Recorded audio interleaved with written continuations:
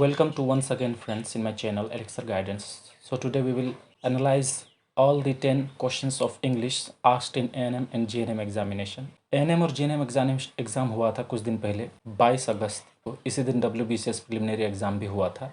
आज हम लोग इसी का सेकेंड शिफ्ट का क्वेश्चंस को एनालिसिस करने जा रहे हैं दोस्तों। सिर्फ इंग्लिश के जो 10 इंग्लिश के क्वेश्चन आए थे उसी को एनालाइज करेंगे। So let's get started.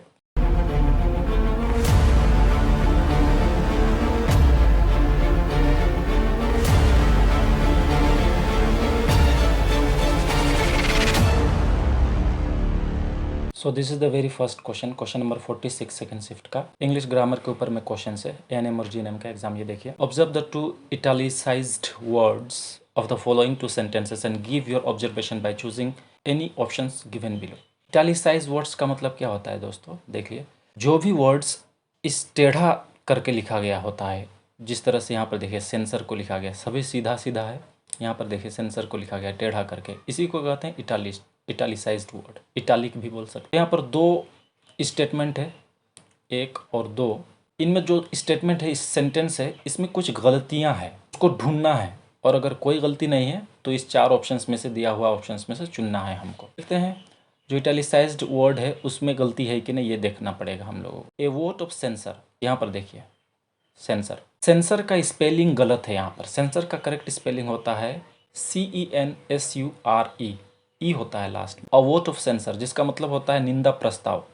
A vote of sensor was passed against the chairman. Lok Sabha Rajya Sabha वगैरह में निंदा प्रस्ताव पास करते हैं ना, बस उसी का बात कर रहा है यहाँ पर। तो सेंसर का स्पेलिंग यहाँ गलत है, तो ये स्टेटमेंट तो गलत है। स्टेटमेंट नंबर 1 गलत है। अब दूसरा स्टेटमेंट को चेक करते हैं। Every film needs a clearance from sensor board, ये सेंसर करेक्ट है। अब यहाँ पर इसका मतलब क्या होता है ये भी मैं बता दूंगा। जब आप लोग कोई भी मूवी देखते हो बॉलीवुड वगैरह का इंडिया में, वहाँ पर एक सर्टिफिकेट आता है at the beginning of the movie में। वही सर्टिफिकेट देने का काम सेंसर बोर्ड करता है। यानी कि मूवी में अगर कुछ भी गलतियां हैं जो पब्लिसाइज नहीं किया जाना, ब्रॉडकास्ट नहीं किया जाना चाहिए, तो उसको काट छाट करने का काम यही सेंसर बोर्ड ही करता है, सर्टिफिकेट देता है मूवीज़ लोगों को। तो इसका करेक्ट आंसर होगा ऑप्शन नंबर 2 यानी B. Only 2 sentence is correct, तो इसका करेक्ट आंसर होगा option B. Next question number 47, choose the most effective word to fill in the blank to make sentence meaningfully complete. यहाँ पर एक sentence दिया गया है, देखिए दोस्तों। Ashok had to drop his plan of going to the picnic as she had certain dash to keep during that period. Ashok को अपना पिकनिक का प्लान को ड्रॉप करना पड़ा, रद्द करना पड़ा, छोड़ देना पड़ा, क्योंकि he had certain dash to keep during that period. उसके पास था, क्या था, क्या हो गया जो उसको प्लान कैंसिल करना पड़ा। तो यहाँ पर देखो अर्जेंसी था उसको, प्रिपरेशंस, कमिटमेंट्स, अरेंजमेंट्स। तो इसका करेक्ट आंसर होगा ऑप्शन नंबर सी, कमिटमेंट्स। बहुत कोई आंसर अर्जेंसी की तरफ जाएंगे दोस्तों। अर्जेंसी हो सकता था, मैं बता रहा हूँ क्यों।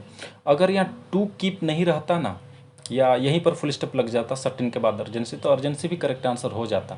लेकिन कीप का मतलब होता है, मीनिंग बता दे रहा हूँ, ऑप्शन सी। कमिटमेंट का मतलब होता है वादा या कोई प्रतिबद्धता, वचन। तो वादा निभाना, कीप, इसके साथ यूज होता है दोस्तों। तो इसलिए इसका करेक्ट आंसर होगा ऑप्शन नंबर सी, कि वो उसका कोई कमिटमेंट था, उसका कोई प्रतिबद्धता, वचन था किसी काम को करने का, इसीलिए उसने प्लान को रद्द कर दिया पिकनिक जाने का। तो 47 का करेक्ट आंसर होगा option C. Next question number 48, fill in the blank with the most appropriate word word group. यहाँ पर देखिए, यहाँ पर एक डैश है, इसमें फिलअप करना है ABCD 4 ऑप्शंस में से। I shall not join dash you need me. तो इसका करेक्ट आंसर होगा ऑप्शन नंबर डी, अनलेस। कैसे? अनलेस का मतलब होता है तक, यदि नहीं, इफ़ नॉट के जैसा ही होता है इसका मतलब। यहाँ पर कह रहा है आई शैल नॉट। यहाँ पर जब भी नेगेटिव के साथ सेंटेंस पहला वाला आएगा ना, तो दूसरा क्लॉज जनरली जुड़ता है अनलेस के साथ, अगर वो नेगेटिव बात ही कर रहा है तब, कोई कंडीशन लगा के। यहाँ पर मीनिंग है आई शैल नॉट ज्वाइन, मैं ज्वाइन नहीं करूँगा, अनलेस यू नीड मी, जब तक कि तुम्हें मेरा ज़रूरत ना हो। जब तक तुम्हें मेरा ज़रूरत ना हो मैं ज्वाइन नहीं करूँगा, अनलेस, तक नहीं के जैसा भी यूज होता है। क्वेश्चन नंबर 49, यहाँ पर भी देखिए, यहाँ पर एक गैप है, डैश है, इसको फिलअप करना है प्रेपोजिशन के साथ। His statement is replete dash contradiction. उसका स्टेटमेंट, रिप्लीट का वैसे मतलब होता है डीपली फिल्ड, भरा हुआ। तो उसका स्टेटमेंट, उसका बात भरा हुआ था कंट्राडिक्शन से, यानी विरोधाभास से। उसके बातों में बहुत ज़्यादा विरोधाभास है, वो अपने ही बातों को काट रहा है जिस तरह से। तो देखो दोस्तों, रिप्लीट के साथ ऑलवेज विथ का ही प्रीपोजिशन यूज होता है। ये कोलोकेशन आपको याद ही रखना पड़ेगा। ये रिप्लीट के बाद ऑलवेज विथ का प्रयोग होता है। Question number 50, find out which part of the sentence has error. Error यानी कि मिस्टेक, गलती। 4 पार्ट है ABCD, इसमें ग्रामेटिकली कोई एरर है, कोई मिस्टेक है, उसको आपको फाइंड आउट करना है, खोजना है। The blinds deserve our sympathy and cooperation. अंधे लोग हमारा सहानुभूति और सहयोगिता डिजर्व करते हैं। तो यहाँ पर गलती क्या है दोस्तों? गलती है पार्ट ए में, द ब्लाइंड्स नहीं होना चाहिए, यहाँ एस नहीं होना चाहिए, द ब्लाइंड सिर्फ होना चाहिए। तो ग्रामर क्या कहता है दोस्तों?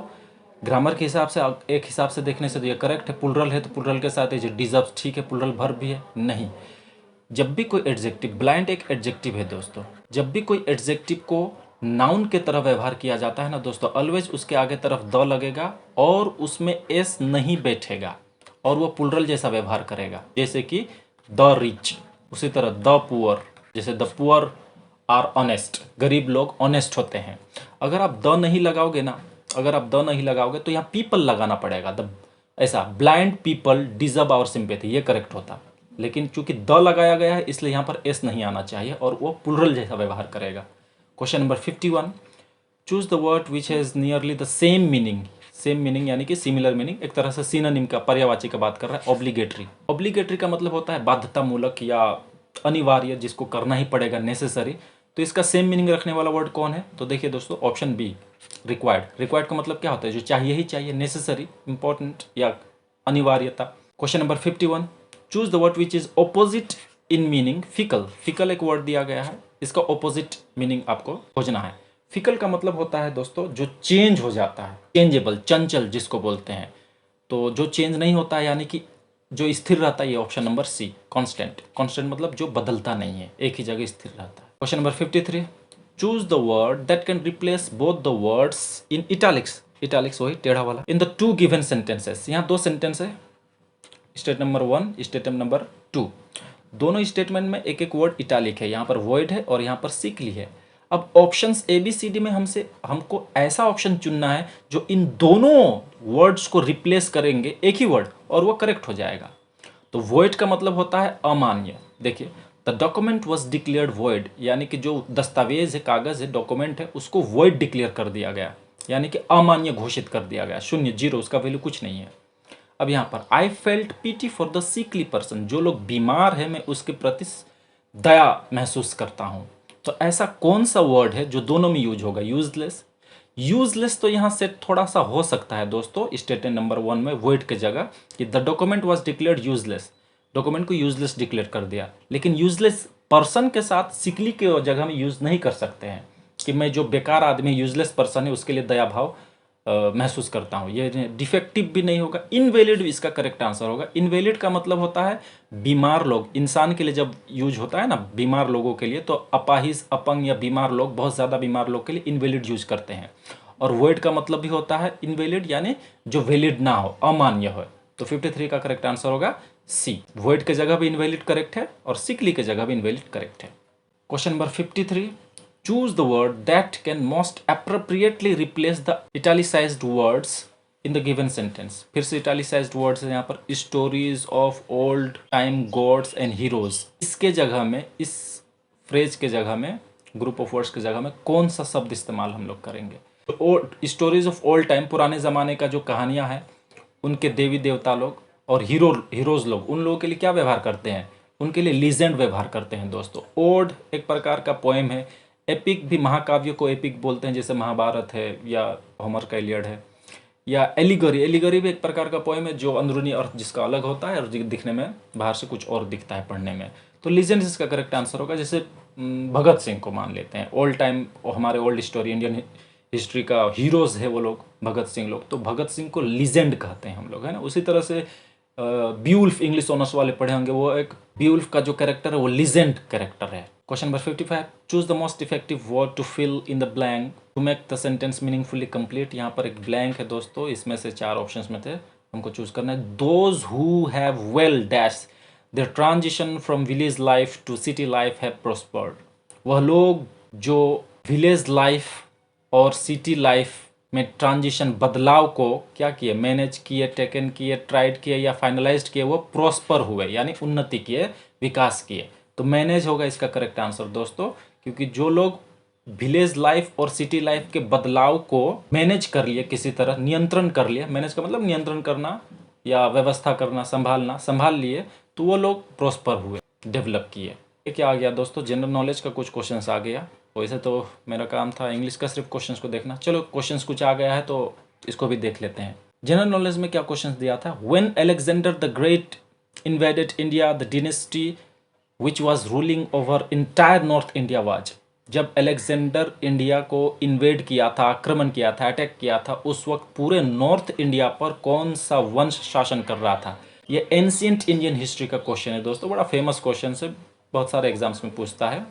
इसका करेक्ट आंसर होगा नंदा डिनेस्टी। नंदा डिनेस्टी का लास्ट किंग जो था ना, धनानंद जिसका नाम था, वही रूलिंग कर रहा था जब अलेक्जेंडर ने इन्वेड किया था, आक्रमण किया था। लास्ट किंग था। इसी के बाद तो आया था मौर्य किंग। और यही नंदा डिनेस्टी ने चाणक्य यानी विष्णुगुप्त यानी कौटिल्य को अपने सभा में बेइज्जती किया था, और बाद में उसने कसम खाया था, फिर वो चंद्रगुप्त मौर्य को लाया। वो हिस्ट्री का किसी दिन बात कर लेंगे हम लोग। फिलहाल इस जीके का करेक्ट आंसर होगा नंदा डिनेस्टी। और वो कौन सा किंग था बोलने से, धनानंद था। ये लास्ट किंग था नंदा डिनेस्टी का। और भी है क्या जीके का, देखते हैं दोस्तों क्वेश्चन और है, चलो इसको भी देख लेते हैं। Question number 57, which scientist discovered the radio active element radium. ये स्टैटिक जीके से क्वेश्चन है दोस्तों। Radio active element radium, radium को वर्ड को याद रखो। रेडियम का आविष्कार किसने किया, सीधा मतलब ये पूछ रहा है रेडियो एक्टिव एलिमेंट रेडियम का। आइजैक न्यूटन नहीं होगा, बेंजामिन फ्रैंकलिन, मैरी क्यूरी, ये रहा। अल्बर्ट आइंस्टाइन तो दूसरा कुछ किया था, मैरी क्यूरी ने किया था। मैरी क्यूरी के संबंध में बड़ा इंटरेस्टिंग फैक्ट है दोस्तों, ये इंसानों में से एक है जो 2 बार नोबेल प्राइज विनर थी। ये महिला भी है मैरी क्यूरी। और इसके बारे में एक और इंटरेस्टिंग फैक्ट है दोस्तों, इसका पति शायद उसका नाम पेरी क्यूरी है, वो दोनों यानी कि ये लोग कपल थे, दोनों ही नोबेल प्राइज विनर हुए थे। एक बहुत कम कपल हुए हैं जो नोबेल प्राइज जीते हैं। तो इसका करेक्ट आंसर होगा मैरी क्यूरी। और एक बात बता दूं, 2019 में इकोनॉमिक्स में पाने वाले भी कपल थे, जिसमें से तो एक अपना भारत का था, भारत में भी बंगाल का ही था, अभिजीत बैनर्जी, उसका पत्नी एस्थर डल्फो ऐसे समथिंग कुछ नाम था। अभी तो वो लोग यूएस सिटीजन में रहते हैं, यूएस में रहते हैं, यूएस सिटीजन ही प्राप्त कर लिया। वो लोग भी दंपति है यानी कपल है। तो मैरी क्यूरी इसका करेक्ट आंसर होगा, जो रेडियम एलिमेंट का आविष्कार किया था। Question number 58, the number of bones of an adult human skeleton. एक वयस्क मानव कंकाल में कितनी हड्डियां होती है, तो बड़ा आसान सवाल है, 206 सभी जानते हैं। लेकिन बेबी में अगर बात करेंगे तो बेबी ह्यूमन स्केलेटन में कितने होते हैं, तो बेबी ह्यूमन स्केलेटन में यानी कि बच्चों में 300 हड्डियां होती है दोस्तों, बेबीज़ में। लेकिन जैसे जैसे बड़ा होता है ना बच्चा, तो कुछ कुछ हड्डी आपस में जॉइंट हो जाती है, जुड़ जाती है, और हड्डियों की संख्या कम हो जाती है। तो लगभग 300 होती हैं शुरुआत में, जो बाद में एडल्ट होने के बाद 206 ही बच जाते हैं। तो 206 करेक्ट आंसर होगा। यहाँ एक बुक का नाम दिया है, the discovery of India. The discovery of India was written by, discovery of India किसके द्वारा लिखा गया था, बड़ा फेमस हमारा first prime minister of India Jawaharlal Nehru.